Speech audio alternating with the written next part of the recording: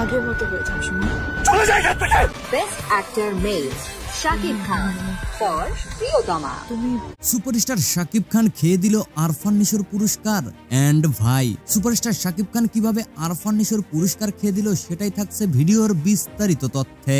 গত ঈদুল ফিতরে মুক্তি পাওয়া সুপারস্টার শাকিব খানের আলোচিত সিনেমা প্রিয়তমা এবং আরফান নিশোর বহুল প্রশংসিত সিনেমা সুড়ঙ্গ 2025 সালের গুরুত্বপূর্ণ আন্তর্জাতিক অ্যাওয়ার্ডের জন্য মনোনীত হয়েছে।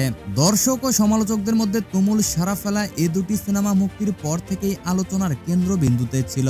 প্রিয়তমা সিনেমাটি পরিচালনা করেছেন হিমেল আশরাফ এবং এটি ছিল রোমান্টিক ঘরানার একটি ব্লকবাস্টার সিনেমা, যেখানে শাকিব খানের দুর্দান্ত অভিনয় ও আবেগঘন গল্প দর্শকদের মুগ্ধ করেছিল।